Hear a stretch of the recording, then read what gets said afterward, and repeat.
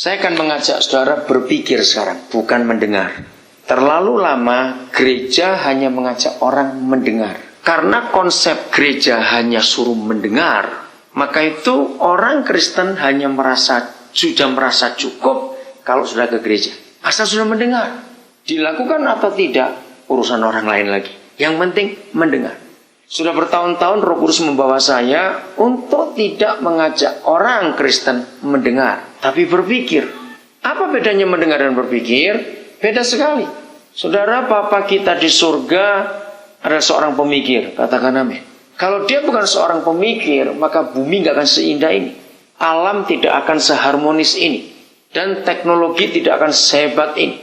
Jadi Bapa kita itu seorang pemikir. Walaupun kita tidak boleh menggunakan logika kita untuk mengerti semua yang dia pikirkan. Mengapa? Yesaya menuliskan dalam Yesaya 55 ayat yang ke-8 sampai yang ke-9 bahwa pikiran kita dengan pikiran Bapa kita itu jauhnya antara langit dengan bumi. Beda memang cara kita berpikir dengan cara dia berpikir. Maka itu apa saja yang dia firmankan, apa saja yang dia kehendaki, itu pasti di luar logika kita. Kalau Tuhan itu masuk akal, itu namanya tetangga kita. Sesuka saya ngomong ini, maka itu Tuhan gak pernah masuk akal. Karena logika kita beda dengan logika dia. Tapi dia ingin supaya kita memiliki pikiran dia. Salah seorang coba bacakan 1 Korintus 2 ayat yang ke-16. Nah, dari ayat ini kita melihat sudah waktunya gereja tidak hanya mengumpulkan pendengar, tapi sudah waktunya gereja mengumpulkan, menyiapkan pemikir. Setuju tidak kau katakan? Apa kita pikirkan?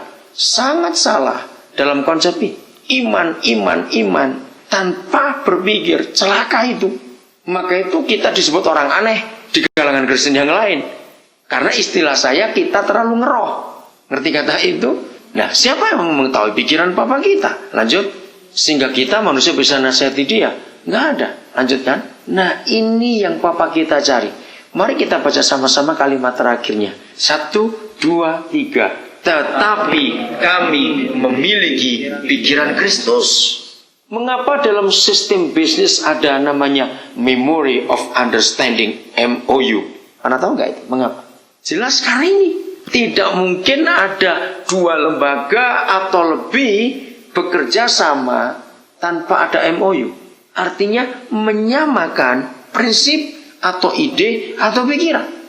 Begitu pula dalam pernikahan. Begitu pula orang menikah. Kalau tidak sejalan dalam berpikir, akan ribut terus pernikahan itu. Maka kita yang belum menikah, jangan menikah karena penampilan. Celaka sekali.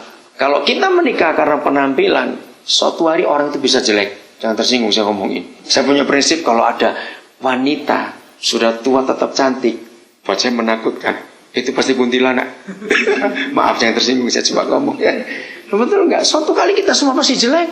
Betul nggak? Nggak ada orang tua cakep terus. Betul? Ya sudah. Maka itu bukan penampilan menentukan jodoh kita. Sama sekali tidak. Kalau dunia mengatakan itu, tapi Tuhan kita tidak. Yang penting adalah persepsi dalam pikiran itu. Bisa dipadukan nggak? Jangan bilang disamakan. Mustahil menyamakan pikiran. Tidak akan mungkin. Tapi dipadukan. Nah, seperti itu Papa kita dengan kita. Kalau dia mencari pemikir bukan pendengar, karena pendengar pasti tidak jadi pelaku, kalau pemikir pasti jadi pelaku. Tapi untuk bisa mengerti pikiran dia, ini ayat miliki pikiran Kristus. Paulus menemukan itu. Nah, pikiran ini, saya lompat lagi.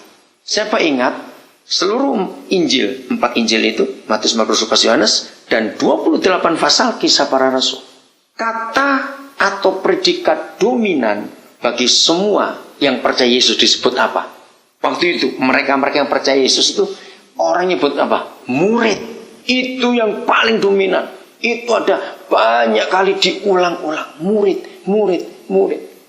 Mari kita rendah hati hari ini. Betapa gereja melupakan konsep yang sangat mendasar. Kalau kita ini murid. Nah, murid tidak mungkin jadi pendengar terus. Betul? Apalagi kalau sudah kuliah. Nggak mau didikte. Suruh iya saja. Betul?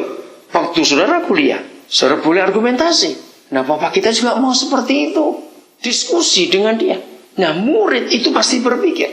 Saya tanya kepada saudara. Ada satu saja ciri atau tanda seorang murid. Begitu dengar kata murid, yang muncul apa di benak kita? Belajar. Jangan ditanya, apa ciri murid? Makan. Celaka sudah kalau begitu. Celaka sudah. Belajar. Nah, belajar nggak hanya mendengar. 3.500 tahun yang lalu, Papa kita sudah menyuruh Musa menyampaikan kebenaran itu. Coba baca Ulangan 6 ayat yang ke-7. Ulangan 6 ayat yang ke-7. Ini Papa kita di surga. 3.500 tahun yang lalu, kira-kira seperti itu. Ulangan 6 ayat 7. Silakan salah seorang boleh membaca. Haruslah engkau mengajarkannya berulang-ulang kepada anak-anakmu. Nah, dan membicarakannya apabila engkau duduk di rumahmu. terus Apabila engkau sedang dalam perjalanan, apabila engkau berbaring, dan apabila engkau bangun. dalam literatur tertua yang pernah ditemukan oleh manusia tentang siapa yang pertama kali menulis kata pendidikan atau mengajar atau sejenis itu. Ternyata dalam sejarah pendidikan di dunia, tulisan Musa ini adalah literatur tertua di dunia yang ada kata mengajar. Sampai hari ini belum ditemukan lagi tulisan lebih tua dari tulisan Musa. Dan tulisan ini ada kira-kira 3.500 tahun yang lalu. Bayangkan. Haruslah kamu mengajarkan berulang-ulang kepada anak-anakmu. Berarti itu perintah siapa? Untuk siapa? Haruslah kamu mengajarkan berulang-ulang pada anak-anakmu. Itu perintah untuk siapa? Orang tua. Untuk ayah ibu. Saudara, ternyata surga sudah punya konsep. Pendidikan yang terbaik bukan di sekolah, tapi di rumah. Guru terbaik adalah ayah ibu. Maka itu ketika manusia, maaf saya pakai kata nggak enak, tapi ini saya mau ucapkan. Ketika manusia dalam zaman free sex seperti ini, hanya asal bisa beranak. Jelek bukan dengan kata ini. Hanya bisa beranak, tapi tidak pernah mengarahkan anak-anak itu. Jadi sekolah favorit tidak ada. Sekolah favorit itu di rumah. Haruslah kamu mengajarkan. Nggak cuma sekali, 2 kali. Berulang-ulang. Tuhan Yesus saja ngajar berulang-ulang kepada 12 murid. Dan kita tahu dalam 4 Injil itu. Apa Tuhan Yesus pernah absen sehari karena sakit perut? Jawab, pernah tidak? Tidak.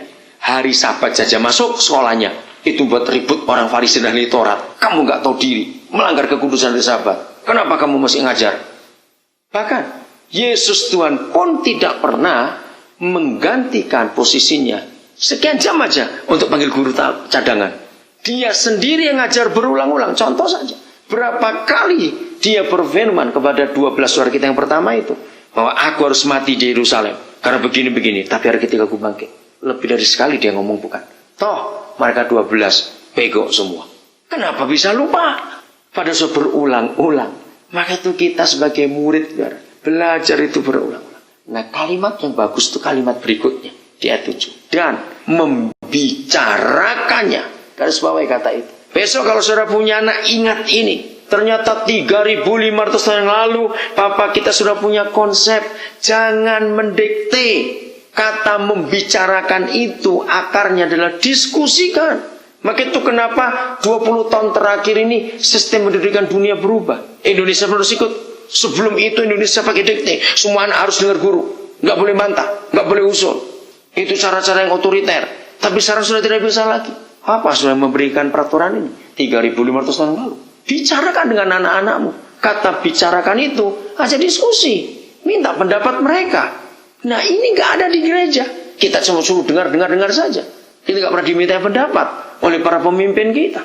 Membuat gereja jadi kerdil. Membuat orang-orang Kristen tidak bisa berkiprah. Saya pakai kata pemerintah. Berkiprah di masyarakat. Kristen hanya jago kandang. Kalau saya berkata ini. Hebat kalau kebaktian. Di luar. Mana Yesusnya? Di gereja. Kita teriak. Kita lompat. Wah. Kayak mau makan setan saja kalau di gereja. Rasanya. Tapi begitu keluar. Apa yang kita mau ngomong? Jawab ya atau tidak ini saudara?